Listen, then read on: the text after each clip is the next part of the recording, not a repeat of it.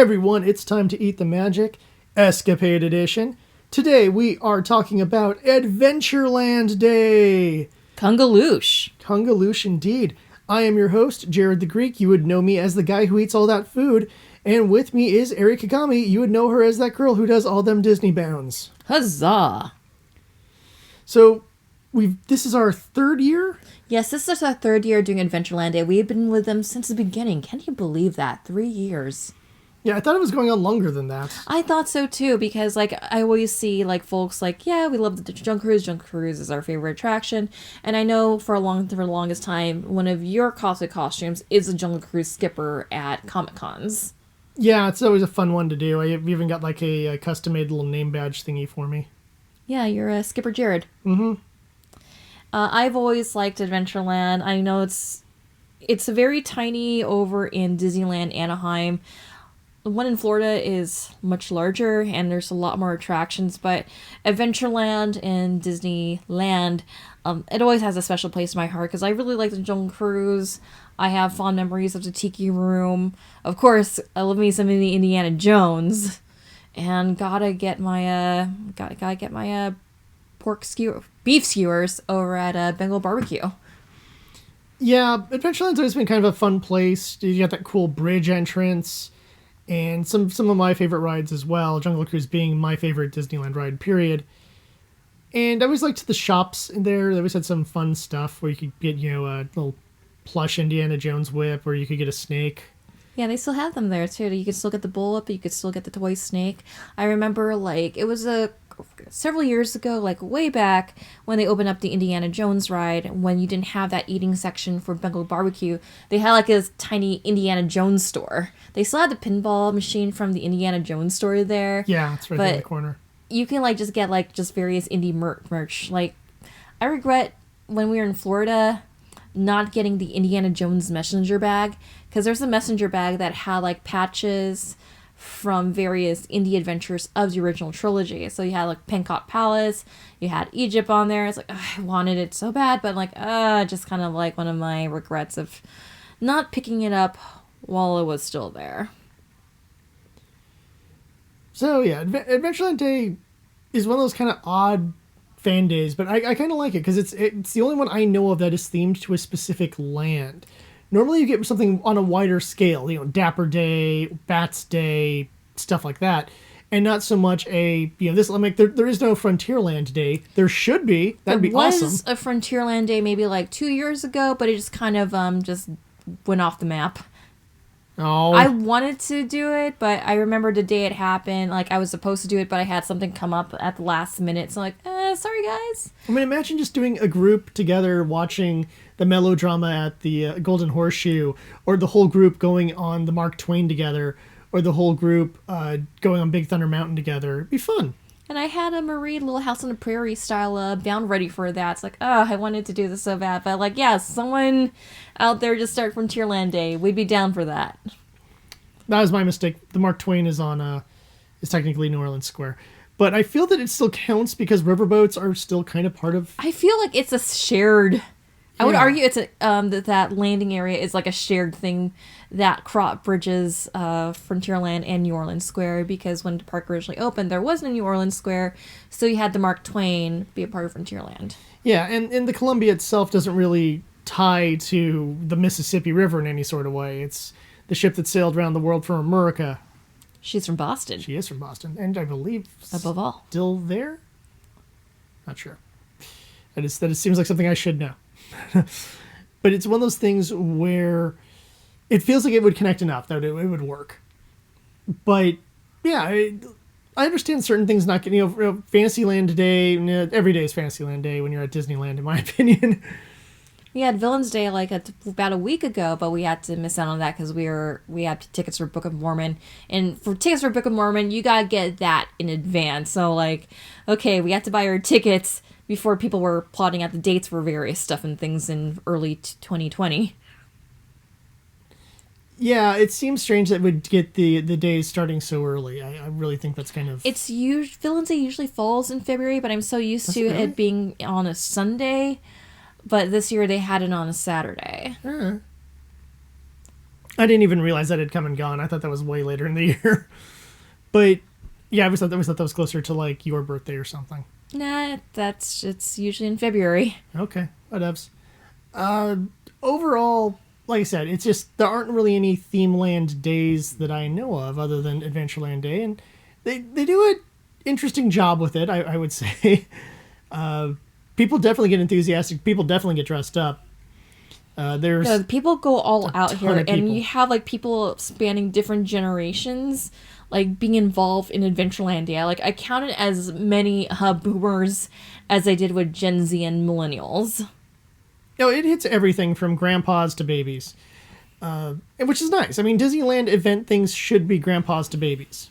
It was really cute too because I actually did see like full on families, and like one family they brought their kid into the tiki room and he was just dancing to the music, and his mom was just trying to just pull him aside. It's like, no, you can't do that. I'm like, oh, let the kid dance.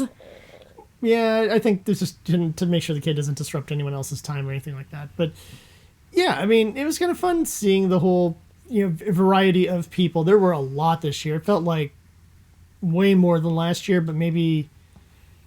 How the brain kind of calculates stuff, where it's like, it could be the same for all I know. Always is exponentially growing. Like last year, it was pretty huge. And it's just really cool to see, like, just a different kind of adventure outfits. Like, the standard outfit is, like, the pith helmet. Like, the Jungle Cruise kind of skipper kind of look, the khaki, the Jodhpur pants. Various accessories you can have. You can have, like, one of those pipe smoke dealies. Well, there's a standard pipe, and then there's a corncob pipe. Yeah, standard pipe. I didn't see I didn't see the corncob. I said more standard. I did see a couple like Navy like ocean variations last year. I bounded as Mary Oceaneer. You can find her in Typhoon Lagoon. And I went as famed explorer Albert Falls because we were representing the Society of Adventurers and Explorers. And this year I went as guy who picks stuff out of his closet at the last second. And you looked at yourself in the mirror like, hey, I could be Jane Porter's daddy. Yep, and that just kind of worked. So I was Dr. Porter from Tarzan. Which was awesome because our friend Nolan went as Tarzan. It was great. And we got some father-in-law and son photos. Like, it took me a while to, like, just process it because it was, like, early in the morning. And I'm like, yeah, I had a pretty light breakfast. I'm like, oh, yeah, let me just process this. Like, oh, yeah, that's how Jane's father looks like. It's one of those things where I'm like, there are no coincidences. And then this is one of those points. There are no coincidences. I was meant to go as him because my friend went as Tarzan. Without knowing, it's that weird psychic link that people who know each other have. And it was great. I liked this Tarzan. Reminds me very much of like an 80s rocker. I was getting some Bon Jovi vibes from it. You don't really see a lot of people doing characters, with one huge exception, Dr. Henry Indiana Jones Jr. I saw a lot of Indiana Jones bounders. Lots of indies. / cost bounders. It's like the fine line between cosplay and bounding. And then I saw a guy who was a dead ringer for Sean Connery's character in Last Crusade, and I always made a joke that I would bound as Sean Connery in The Last Crusade and have the umbrella with me. Henry Sr. Hey, it was raining, so that would have been a good idea. Because I do have the perfect umbrella for Sean Connery. I know I keep calling him Sean Connery because that's how I remember him. Henry Jones. It was the first Sean Connery movie I have ever seen. Really? Yeah. Huh. For James Bond. Didn't even see like the Leprechaun or whatever he did for Disney. This is my parents were talking about. You watch Disney Channel all the time. I assume they showed like Sean Connery versus the Leprechaun. And my parents also rented Blockbusters on Laserdisc because my dad had to mess around with this home surround sound, which was awesome, by the way. So you didn't see like any of his old Bond films that way? I didn't get into Bond until Bond films on Laserdisc? Yeah, there was, but I didn't get into Bond until like middle school. I'm gonna come in this weird gap where I'm like trying to remember what Connery was doing in the 80s prior to Indiana Jones, and I cannot for the life of me remember what he did in the. Oh, you didn't see Highlander? No, I didn't.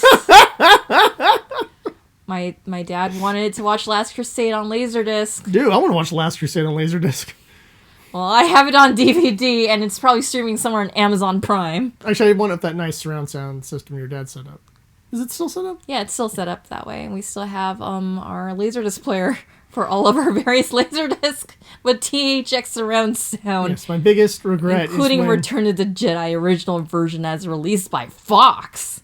Oh, no, was that CBS Fox. When I was at a secondhand store, I saw a copy of Laserdisc Mortal Kombat the movie. And I should have bought it. And I was like, I don't know anyone with a Laserdisc player, but when I do, this will be the greatest gag gift ever. And then I met you, and I was like, oh, your family has a Laserdisc player. I could have given you Mortal Kombat, and your family would have a copy of Mortal Kombat Laserdisc. So you could have full surround sound, highest quality video you possibly could, of two guys pointing at each other and going, you will die. No, you will die. Because that's the level of dialogue we got in that movie. But yeah, I saw a group of like folks bounding from Indiana Jones, and it was like the fine line between bounding and cosplaying. But either way, I thought it was pretty awesome. I did see like a couple gals also bound as Marion from Raiders of the Lost Ark in her signature like white blouse and red pants look. And what was it? 2 years ago, I went as Belloc.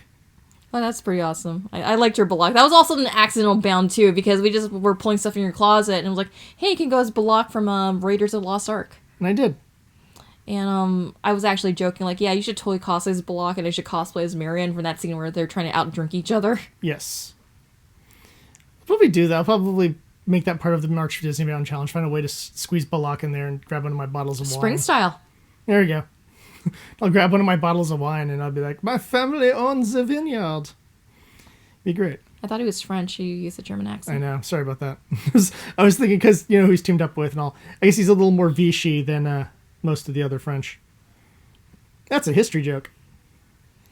Anywho, so we gathered around at 10 a.m. for the group photo right outside the Jungle Cruise.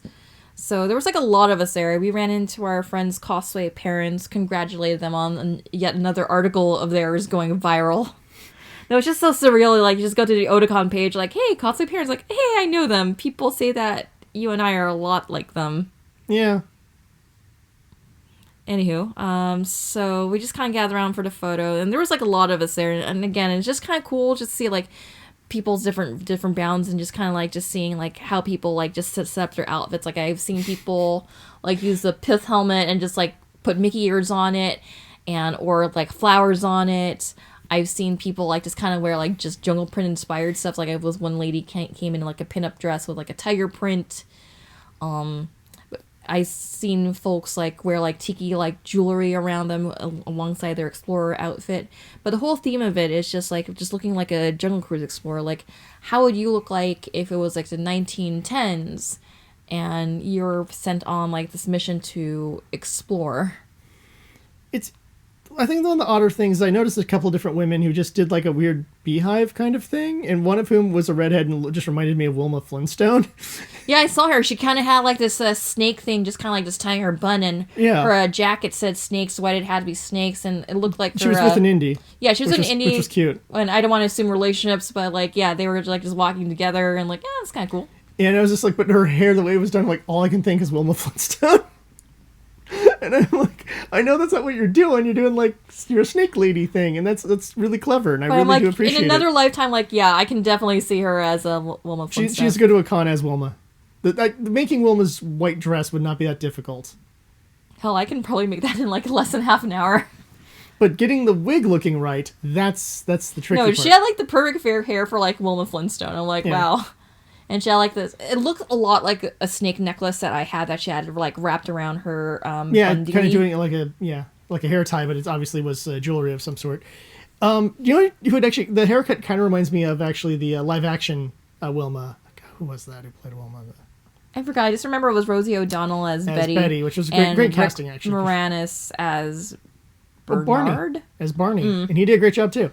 I cannot remember who played Wilma. We were just talking about the Flintstones movie earlier tonight, too. Because we were talking about Halle Berry. Yes, and all her roles. But it's one of those things where the creativity people can throw into this is really awesome. Like I said, I'd like to see more characters beyond Indy. I mean, like the fact that we had, two people from Tarzan there is pretty cool. I would like to...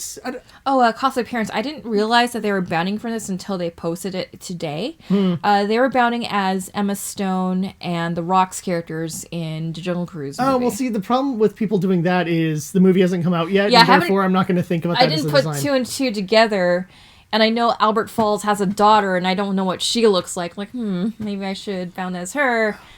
And I was also thinking to myself, like, we didn't really have time to, like, build anything new. But originally, one of my ideas was going as the Tusker House variants of the Fab Five If any of you have been to Animal Kingdom, there's like this character dining place. Check out our review on it. It's called Tusker House. And they have Goofy, Daisy, Minnie, Donald. Did I say Goofy? No. They're basically the Fab Five. Except for Minnie. Except for Minnie. For whatever reason. I don't know why. And it's a lot of fun. It's a really fun character dining experience, but the food is so good. So I like my character experiences to be... It's also not just good, it's unique. Like those little fried Flavor triangle adventure. things. Love the those samosas.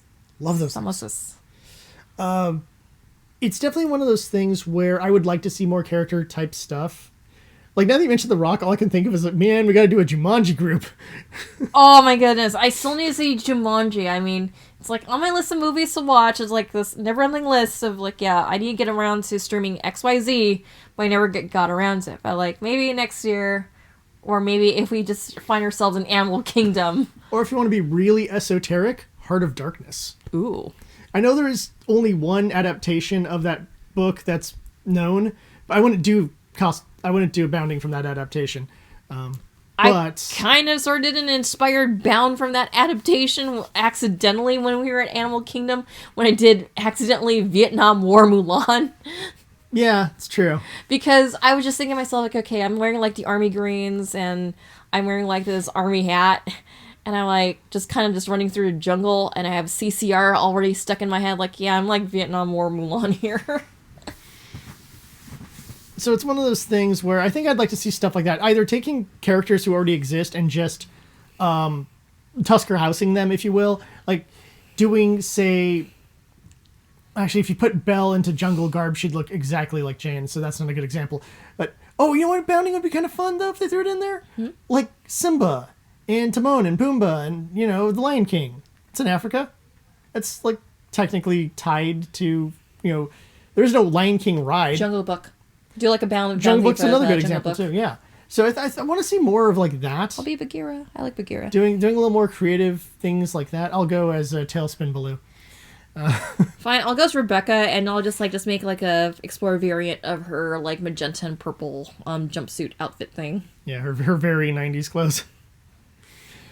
I like her hairstyle in that one. It's very... It kind of has like this mix of like early 90s and like 1940s victory rolls. Mm-hmm. Well, because, yeah, the time period for Tailspin is... Yes. it's a diesel punk era. Because I remember Tailspin... Okay, so someone in the comments mentioned this, and correct me if I'm wrong, or correct me with the correct title, but Tailspin was originally based off this short-lived live-action TV series that I think was on USA Network. And it was like Treasure of Sierra Madre? No, that's not. That's another movie. That's a movie. But it's just like this misadventures of this guy in this 1940s seaplane, and it has a very Lupin the Third Castle Cagliostro kind of feel to it. I kind of want to find and watch this show. We will make that the goal post podcast. I will try to... It's like Legend of the Golden Monkey or something? Maybe? I don't know. Someone in the comments, like, if you know what it is, just sounds cool. Just mention it in the comments and we'll figure this out. It's one of those little things where there's just those fun inspirations, like how the old TV show Black Sheep Squadron ended up being a massive influence on military stuff I would write. Oh yeah, speaking of like furries in adventure cartoons that might be diesel punk, totally off topic, but it's worth mentioning because it does tie in with Adventureland Day. I discovered that there's an anime of Indiana Jones, but furries. I kid you not. It's called Montana Jones. I found this floating on Twitter one day. It is furry Indiana Jones. Your mind is blown. I'm just going to fall down here and die so you can finish the podcast by yourself. Sure thing. My brain just exploded.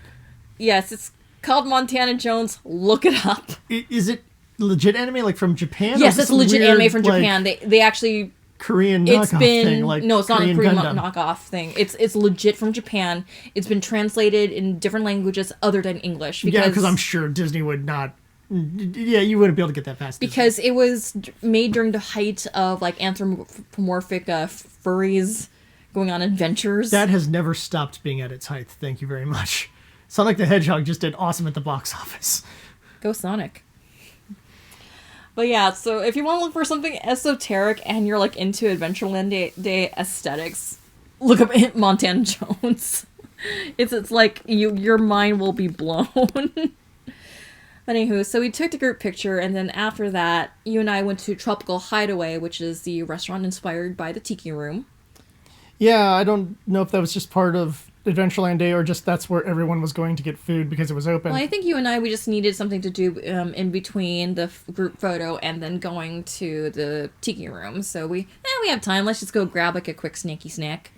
Well, again, any excuse to do an episode, in addition to the fact that I hadn't had breakfast yet, so I at least need to put something in my stomach because I was feeling a little out of it that day. Yeah, so you tried the real lumpia, which is a new menu addition. I think they call it traditional lumpia. And finally, it only took them a year of having this restaurant up, more than that. We'll have a review up Year and a sometime half. this week, but I will say as a Filipino American, this pork lumpia, this traditional lumpia, has my seal of approval. This is 100% Filipino approved. And then the other thing is they've now have a new version of the bao, which is like a breakfasty version called Loco Moco Bao. That's it. It's delicious. It has a nice meaty, spicy kick to it. There's mushrooms in it. It replaces the pork bao, and I like the pork bao because I'm so used to having pork pork bao is bao. what bao is supposed to be. Mm-hmm. I liked it as well. It tastes very bacony, so it's not like you're not losing your porkiness too much. If you still want something porky, It says it's ham, but it tastes more bacony than ham, but It I really can't does. complain. and I think of the 3 bao options, it is the best choice because the chicken one tastes a little. And if you're eating vegetable bao, you've chosen the wrong nation You have not to get your chosen food wisely. You will turn into a skeleton after you eat it because you have not chosen wisely. from. Yeah, it's up there with their PB&J mochi. That just... Who decided that PB&J mochi was a thing? So now here's the thing. There's lots of ways of making mochi and stuffing stuff inside it. This is true. Here's the thing. They have a thing called Dole Whip there. And then they have mochi. Dole Whip Put mochi? the Dole Whip in the mochi. And mines will blow up. It will be the highest selling food at Disneyland. So anytime Disney gets a food item wrong, especially if it's like from another culture, we've decided to like... What was the phrase we decided on, like putting their D into the food? Well, that comes from that comes from a different podcast. Oh, my bad. yeah. I don't know what podcast that is. Am I allowed to talk about other podcasts on here? You can if you want. It's your show, Jared. It is from the most downloaded podcast in the world, The Adam Carolla Show. As if he doesn't say D, obviously. Well, yeah, because D for like Disney. Because I was thinking Yeah. on that like. Oh, okay. It's not how he's using it. But it's a term for when, you have something like an omelet, and then the chef decides an omelet should have like goat cheese, pickles, and full garlic cloves. And you're like, what did you do to this? An omelet should have like cheddar and ham. And it's just like you're trying to you're putting your D in the food and ruining it. And yeah, don't do that. Or if you're gonna do something creative, do something that that people love. Ice cream mochi is great. Personally, I think I'm a big fan of I think I like the strawberry the most, but I have a weakness for berry foods. But the green tea I think is more traditional and tastes very good. If you have access to Trader Joe's, we highly recommend the ice cream mochi there. Yeah, they actually do a really good job with it. Actually, their sushi rolls are pretty decent too. I mean, for budget buying at a Trader Joe's sushi rolls. For what they are, they're good. But so we kind of adapted like this term, putting your D into XYZ, just kind of like putting like the Disneyfication or Disney interpretations of like, yeah, where they clearly got something wrong in the translation. And I think this started with the same restaurant when I first saying that with the Sweet Lumpia, which technically originates at Pandora, Land of Avatar, where it's like, we're going to put bananas and pineapple inside a lumpia. And No, I'm like, no, you're doing it wrong. Don't put your D in my culture. Don't put your D in my lumpia. Yeah. And so, why is this here? How many dumb people order this? Because what you get the problem, and the same thing with the PB&J mochis, it falls in the category of there's 2 types of people here. The people who know what that product is supposed to be and will refuse to eat this garbage version, and people who don't know what mochi/lumpia is and won't buy this because they don't know what it is. So either way, you don't win here. The only reason it could potentially exist is so people like me who do a show are forced to eat garbage food. And I have done that before. I have eaten something at a certain part of the park that is based on a franchise. I'll let you guess which one. And the drink that I had made me so sick I had to forego my fast pass for Space Mountain and eventually make my way home, where I think I stayed the rest of the day either on the toilet or on my bed. You were out for 24 hours. Yeah, I was pretty messed up for a while after eating that. And you can find that review. It's easy to find. It's easy to find. You'll tell by my massively disgusted face. Yeah, just look for the drink review from a franchise-inspired land. So, I will occasionally do that kind of stuff. I don't want to, but I do, especially when I thought it was something else until I actually saw what it was when we were ordering it, and I was like, what? What did I just get myself into? I thought this was something else. And I make comment about that in the video too, so people can understand where my confusion was coming from. That being said, I've said before to all my Filipino friends, and man, I have way more than I thought I did. That no, I will not be reviewing this because this is an insult to Filipino food. And what Disney needs to do is to get some pork blood soup up in there so that I can get my pork blood soup on more often. Can you pronounce it? I do not know how to pronounce it in Filipino. Diniguan, I think. Yeah. I don't even, in my defense, I'm Filipino American, and I get the pronunciation wrong on that one too. I go on the rule of I try not to pronounce Filipino food or by its proper names, primarily because I know I'm going to screw it up. Except for lumpia. I can pronounce lumpia. Lumpia is pretty easy too. And pancit. And I actually even add like the Filipino accent on pancit. So, ooh, they should get pancit there and not screw it up. Just get good rice noodle pancit. It'll be delicious. Everyone loves noodles. It's turned into Jared like talks about how to make Tropical Hideaway good. Hey Disney, hire him. I'm a foodie. I know what I'm talking about, and I know other cultures and how their food works and how to not insult people with garbage versions of their culture. All right, so after Tropical Hideaway, we actually kind of knows a couple of like Easter eggs in Tropical Hideaway. If you look up, you can actually see like the bird homes, the tiki room birds. So we were able to see Pierre, Fritz, and Michael's perches, and also a couple of the girls too. Yeah, all the Folie Bergère birds up there too. But I couldn't find for the life of me find for Jose's perch. I wonder if we were set at a weird angle, wherein like if we were facing him from a different angle, we would have seen it. It would be really weird for him not to have a home, but everyone else has a home. So I'm assuming it's probably just where we were sitting, we couldn't see it. So yeah, if you look up, you can see the birdhouses. Which is a clever addition. I actually really appreciate stuff like that. Mm-hmm. And it just took me just like, my mind will just wander for a bit. Oh, hey, birdhouses. I'm like that at Disney. Just sometimes I just kind of like just stop and stare and just let my mind wander, just to kind of like just see if there's like any like Easter eggs or if there's just any details. Because Disney, one thing that I liked about the Disney parks, it's very detailed, and just sometimes you just kind of have to look around and just kind of see what's out there. One of my favorite little things is we did the group Jungle Cruise. And then later in the day, with one of our friends, we just did the Jungle Cruise again. Because it's a nice, chill ride and whatever. And we got the exact same skipper both times. And I'm like, what are the odds of this? They usually have like 4 or so skippers going. Three or 4. I can't remember how many total boats they have. But to get the same person twice... What a coincidence. Was really very odd. And it was one of those ones at first I was like, oh, we got another lady skipper. That's cool. And then I started hearing her do the spiel. I'm like, wait a second. It's the same jokes, the same intonation. This is the exact same kind of flat intonation, really fast talking. Like, and then I start saying her jokes like right before she says them. I'm like, oh my God, we got the same person giving the exact same spiel. And I'm not against the exact same spiel. I mean, you're going to have to, it's easier to give the same thing over and over again than to change it up every time. And I have nothing against any Jungle Cruise skipper who does it because she did her own takes on stuff. So and I appreciate that with Jungle Cruise skippers. Her one on the African bull elephant, she does a variation on that one, and it's like the most dangerous, his mother-in-law, and like she changed it up to, you will never see another one of these again in your life. Ignore the one on the right. And I was like, that is such a good version of that joke. And same thing if she didn't do the sleeping zebra. Instead, she said, was it a lions looking over their prey, teaching us the great law of the jungle? Don't be a zebra. And then when they come across the lost crew and they're all skeletons and whatever, she goes like, well, they faced a horrible fate, but at least they're not zebras.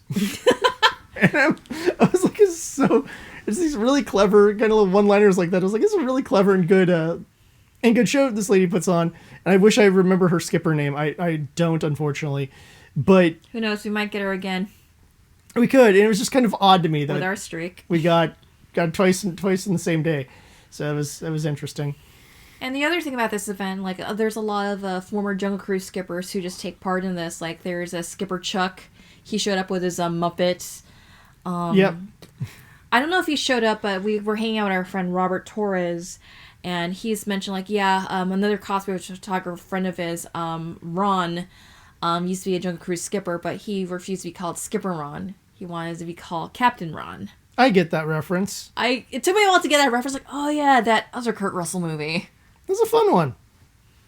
I've seen it like twice. Yeah, so after we went to Tropical Hideaway, went to the Tiki Room, and for the first time, and this is probably the only time the Tiki Room has a line to get into that little pre-show area. Because every person for Adventureland Day was lined up to go into it, and the thing had capacity for all of us, as far as I could tell. Yeah, it hit capacity. Like, I thought we were gonna be in the second showing, but I keep forgetting how much that room can seat how many people can be seated. Because usually it doesn't have a full group of people in there because it's the Tiki Room.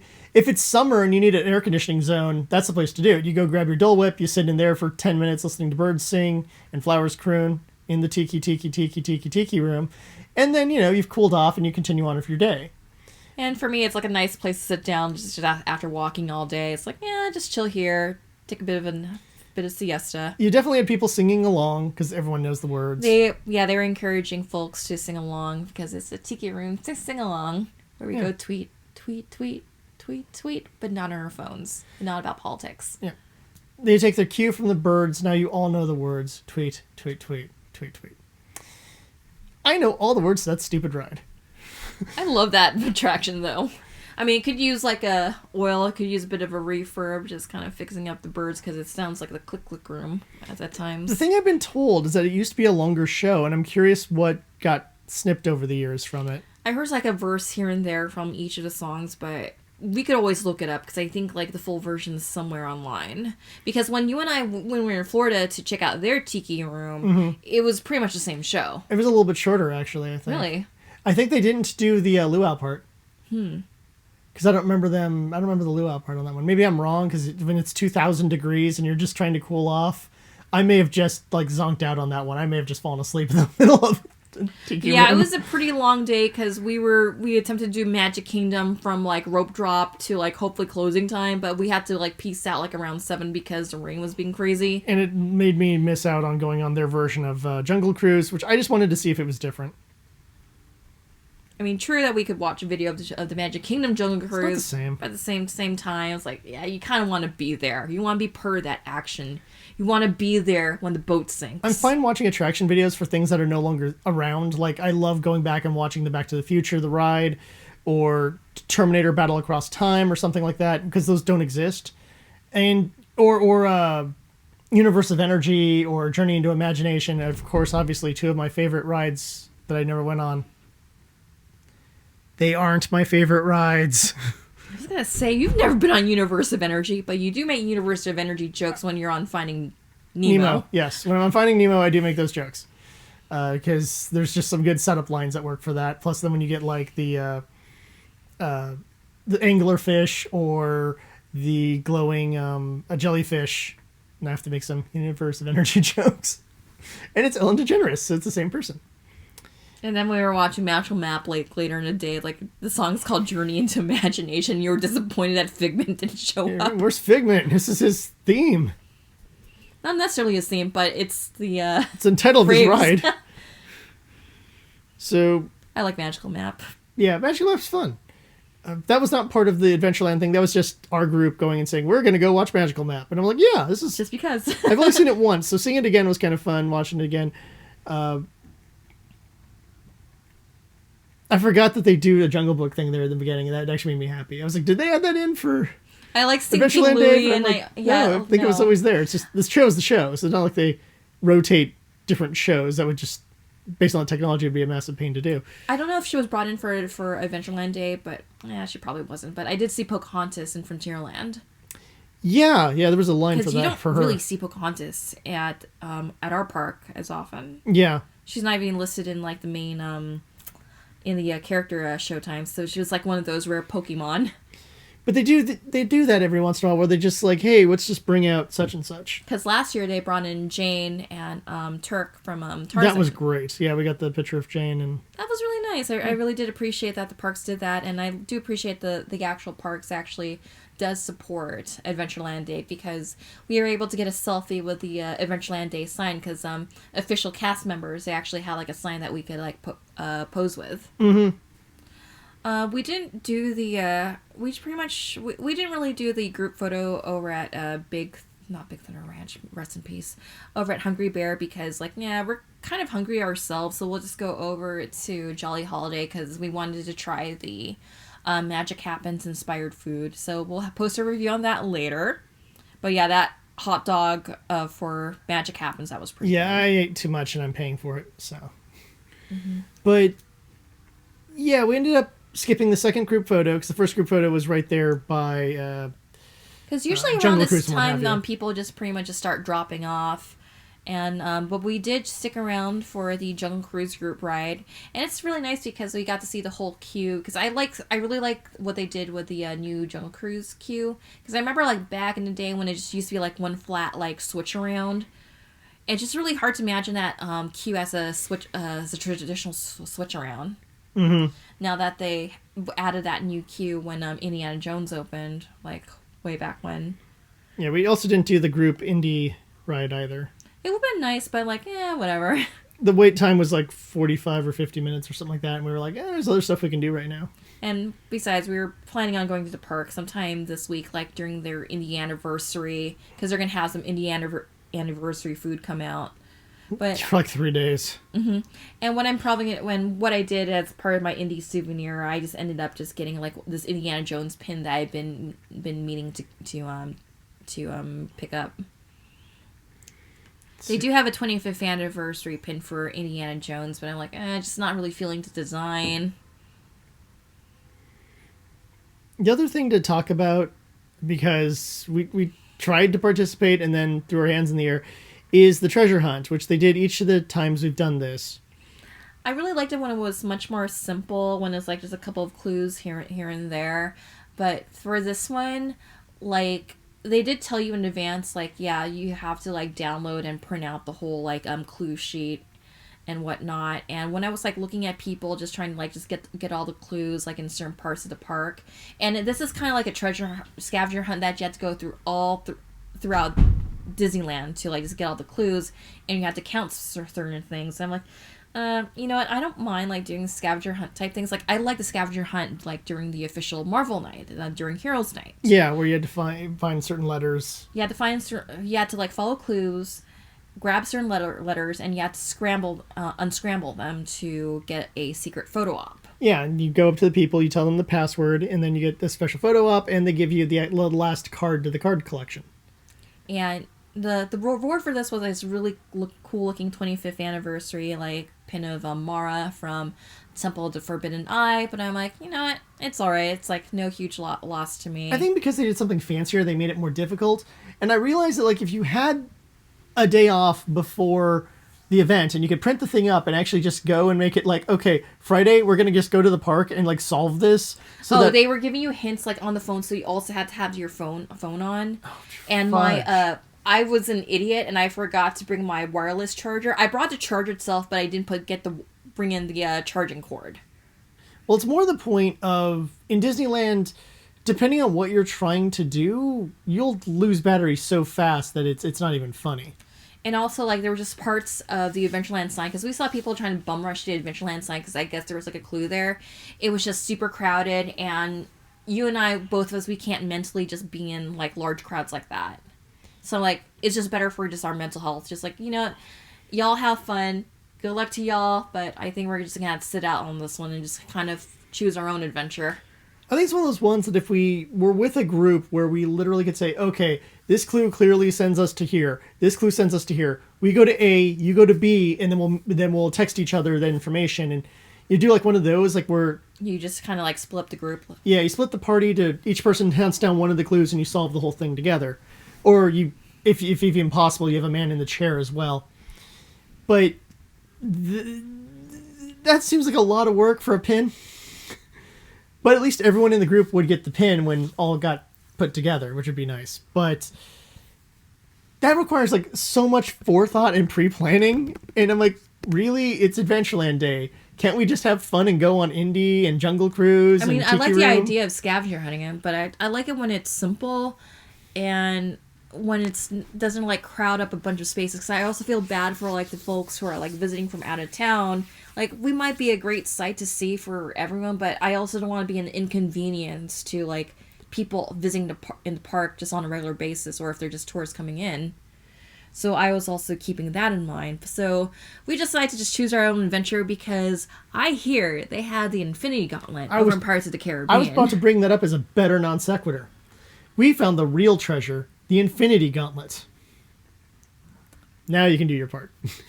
So in Pirates of the Caribbean, they just added like this new Easter egg, the Infinity Gauntlet. I won't spoil where you can find it, but it's there somewhere. You just kind of have to just look somewhere where you would find treasure, and it's there. Yeah, some sort of room with treasure. Yeah, when I found it, like, yeah, I'm probably not going to find it the first time around. Like, oh, hey, there it is. Yeah. Oh, hey, that's where Thanos left it. Yeah, some pirate at one point or another collected that thing and just brought it into the cave. Which is kind of cool. I like when they do silly things like that. Like adding the box from the first movie was a nice little thing. And you know, we gotta put this prop somewhere. It's also surreal because you still hear a harpsichord playing, but there's like no harpsichord there. Yeah. So part of our choose your own adventure route, we also went on It's a Small World because as explorers, why explore one part of the world when you can explore the entire world? Also, I think I was kind of nodding off during that ride. It's not a bad ride to nod off to. I was kind of like just weirded out because I noticed some of the animatronic dolls were missing, like the French can dancers were missing. And then by the time we got to the very end, like I know some of the dolls weren't moving. Yeah, apparently they probably need to shut it down and do a little refurb work on it again. Yeah, just you give have to it a do bit that of a every couple of facelift. years anyways, just because of the strain on the dolls, I assume. But yeah, there's a few rides where it's like that one where it's just so mellow that I just kind of, especially if I'm tired, I just kind of zone out.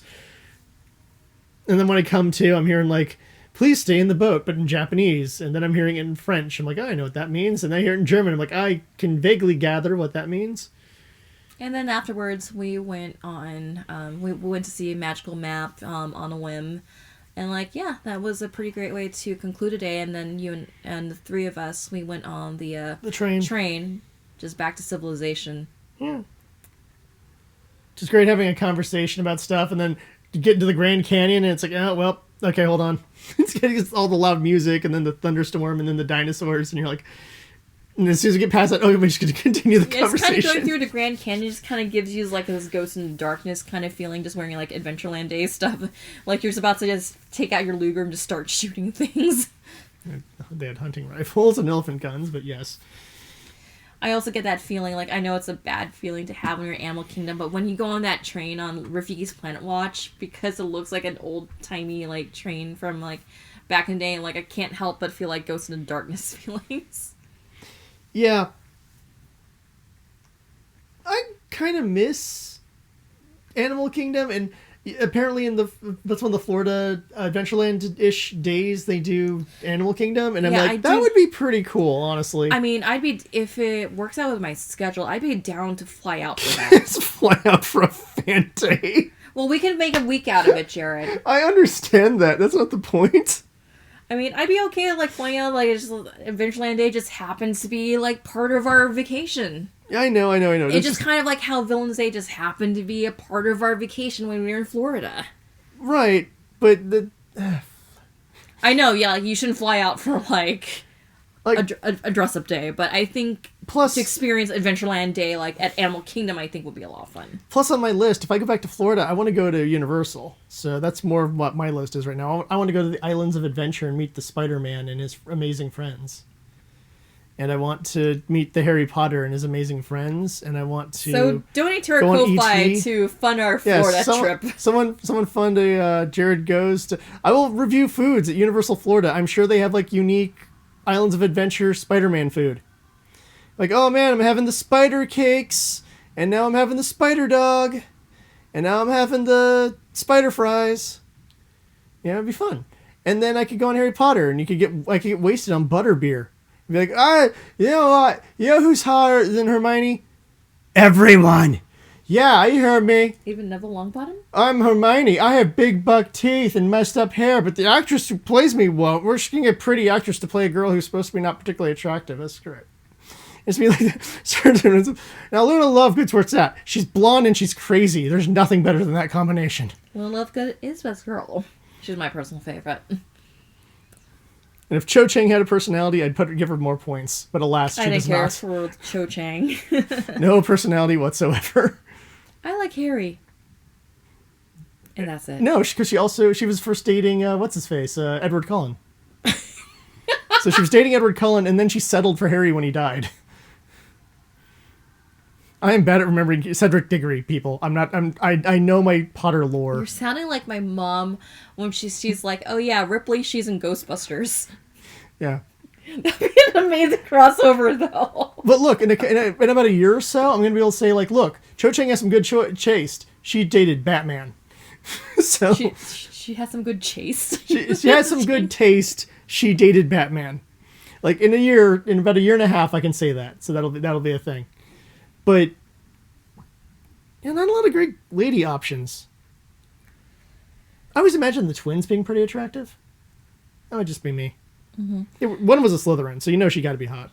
But anyways, like, that was our Adventureland day. Like, we did everything like on the schedule, like for the first half of the day. But I think like by the time it got to like the scavenger hunt, I'm like, okay, that's a little bit too overwhelming. We'll just do our own thing and just stay in our Adventureland outfits and kind of like just choose your own adventure because you're still at Disneyland. Overall, it was fun. I wish I could be like more enthusiastic on it. The first year, I remember really enjoying it. Second year, we had some issues of some of the people there. I don't mind talking about the second year. The second year felt like an extension of high school because during the most of the days, like, yeah, this is fun, but it's just kind of missing something. And it didn't hit me until we went to Trader Sam's, and it felt like that awkward moment in high school where you're like having your cafeteria tray out and you can't find for a place to sit, or you don't feel like you belong there because you're looking at everyone else and no one's welcoming you at their table. We had issues with people prior to that, actually, but yeah. Long story short, just ableist jerks. Yeah. So that didn't give us a good... That was in that mindset for me where I'm like, okay, we'll give it one more try. You can't judge it by one bad year. And this year was kind of like... Some of the people seemed cool because we did talk to some of the people. It was more the point of just... The scavenger hunt felt like a massive pain. It looked like a lot of people were just throwing their hands in there and saying, oh, to hell with it. Because we actually did like run into people who just kind of like just ran into us. Like, hey, we have fast passes for Indiana Jones. Like, would you like our fast passes? And like, there's too many people in our group for your fast passes. Yeah, I'm thank sorry. you for the offer. I mean, for the most people, the people we interacted with were pretty cool. Yeah, that is an improvement from last year. The scavenger hunt being even more complicated is a bit of an annoyance, and I think it was them thinking that they were being clever. But I think I think we speak for most of the people there with the "this is not fun." And when you're at Disneyland and you're not having fun, then you're doing Disneyland wrong. Because Disneyland should be fun. And my opinion has always been, if you're not having fun doing what you're doing at Disneyland, you're not doing what you should be doing at Disneyland, if that makes any sense. In other words, if you're someone like me and you're not a huge fan of Tomorrowland, because you think most of Tomorrowland is hot garbage, because it is, you don't go to Tomorrowland. And I don't. If I have fast passes for Space Mountain, I'll do Space Mountain. And I'll make some sort of comment about missing the Dick Dale soundtrack, which I don't think I ever heard on Space Mountain, but I've heard the song, and I'm like, I love that song. And other than that, I have almost no reason to go to Tomorrowland. But I love going to the Matterhorn, and you can tell when the Matterhorn line is actually going to be faster than it actually says. Fantasyland. Well, it has a Tomorrowland side. I'm moving across the park. My point is, I do have things I do enjoy that aren't Tomorrowland. I have Matterhorn Mountain. I have Big Thunder Mountain. I have... most of the dark rides in Fantasyland.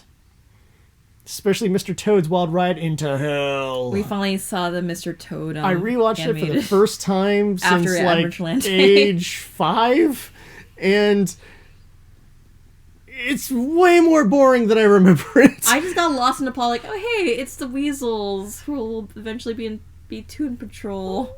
I had a hard time following it. Well, there's not a lot really going on is the problem. So it's a lot of nothing. It is essentially Mr. Toad gets obsessed with stuff, and it causes problems. So he got obsessed with a horse and buggy, and he got a horse and buggy. And then he saw a car, and he's like, oh, now I want a car. And then he leaves his house to get a car. The next scene, he's on trial for stealing a car, but then it's revealed that no, he did not steal the car. He sold his house, or traded his house for the car, but the car itself was stolen by those weasels. And how does this tie in with him going to hell? Nothing. There's nothing in this thing where he goes to hell whatsoever. He just goes off, and then they get the deed for the house back to prove that he was innocent and that he was bamboozled. And then he's like, I will no longer have any of my weird obsessions. And it goes like the next day, and it shows him flying an airplane, being like, woo, airplane, y'all! And it's just like, oh, that Toad, always doing stupid stuff. And then that's like kind of the end of it. And you're like, well, the ride has nothing to do with this. Yeah, you have the judge demanding him guilty, and you have the Toad Hollow, and you see some of the characters, but then in the train thing even makes sense. That's part of the chase when he's escaping prison. And then you have like, now Toad is in hell for some reason, which is not at all part of the movie. And I want to know what led to that creation of that, because I'm like, is that how the book ends? What the heck? But it's generally boring. I think we had more fun watching the second half of that movie, which is Ichabod Crane and the Tale of Sleepy Hollow. I like Brom Bones. Where, like, I realize I feel sorry for Brom Bones and the crap he had to put up with, because Ichabod's a dick. And Ichabod kind of earned his death. Like, I don't feel sorry for him at all. I'm like, you know what? You were a jerk. You kind of earned this. Brom Bones, okay, yeah, he is kind of a Biff Tannen, but he never acts like a bully to anyone. He plays a couple of pranks on Ichabod early on, but then as soon as Ichabod has the upper hand, he just treats Brom Bones like garbage the rest of the time. And I'm like, dude, you got the girl. Like, let it go. He wouldn't be so... But then it's also the problem of Katrina's the worst. Like, she's the villain of the movie, because Katrina is, like, basically playing both boys against each other because she wants the attention. And, like, Katrina is terrible. But Ichabod isn't much better because he wants Katrina for her money and less so, like, her personality. Where Brom Bones, yeah, he might be down because she's hot, but, like, at least he's not greedy. It's like, his whole thing isn't like, I want your cash. He's like, yeah, you're pretty hot. I have Gaston reasons for liking you. And she's like, I'm kind of fine with that because I'm probably shallow too. That's my reading of it, as the characters have almost no dialogue. And it's just told It's by... narrated by Bing Crosby. Bing Crosby. But... Does an amazing job with the music. But I needed to watch it again because I've been meaning to watch Ichabod again just because that was one of my favorites as a kid. And I'm rewatching it, I'm like, oh, I think I only liked this for like the last 5 minutes of this short. Because a lot of times when they do like the Halloween specials, they only show the last 5 minutes of it.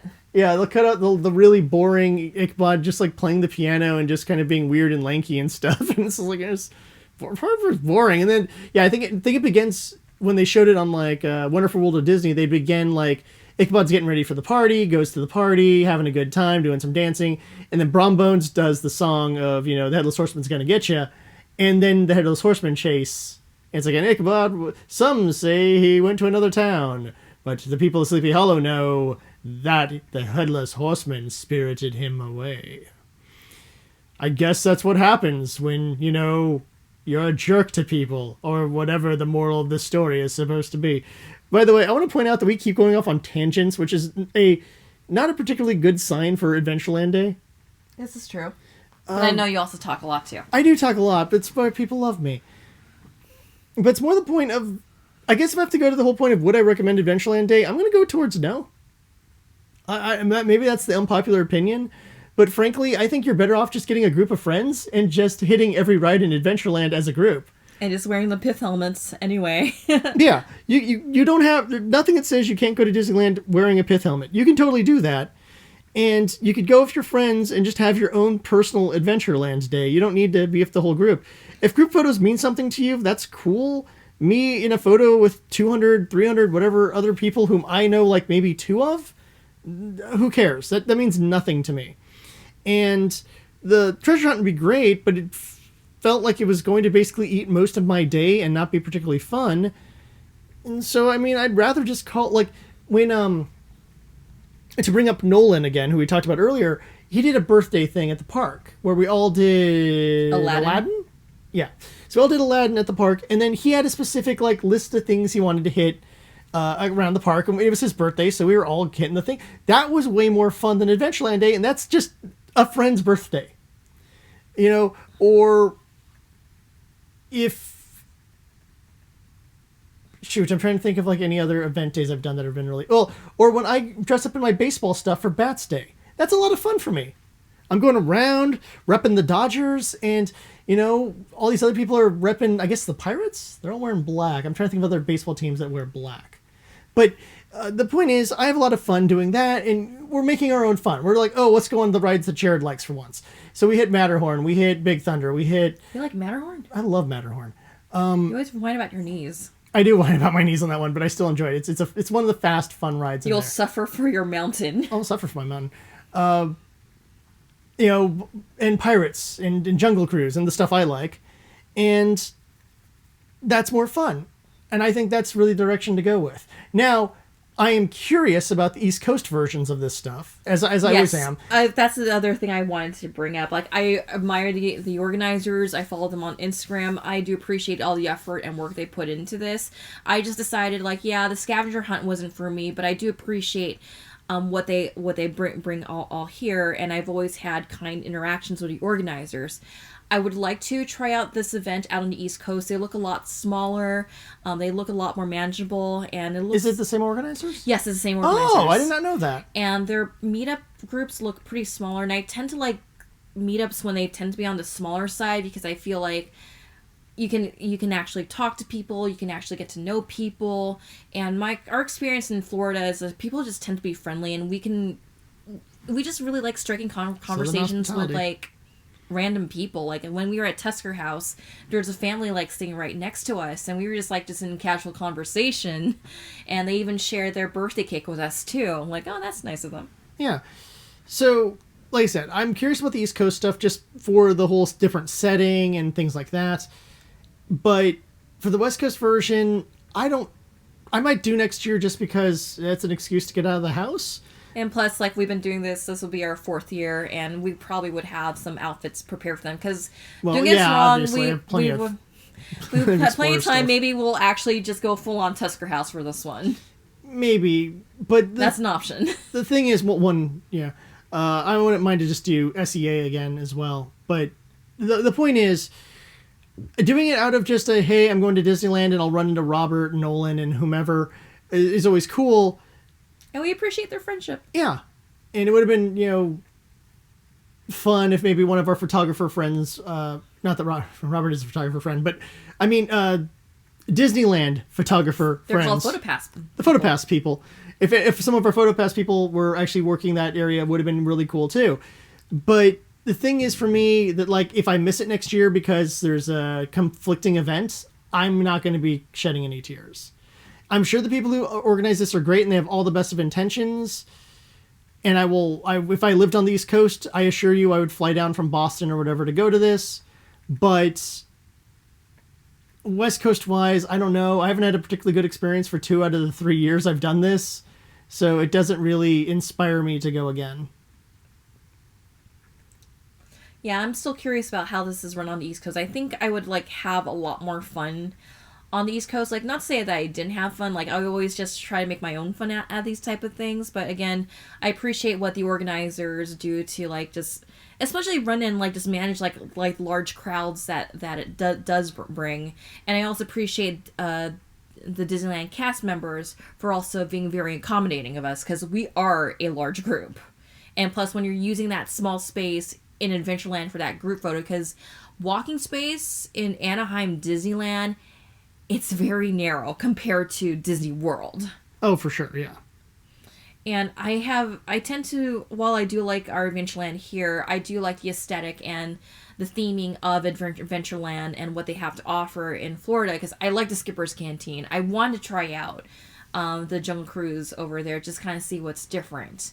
And I like that there is a restaurant that is themed after the Jungle Navigation Company. And after seeing a couple friends having the official Jungle Navigation Company patch, like, oh my god, like, I need to get that for Jared.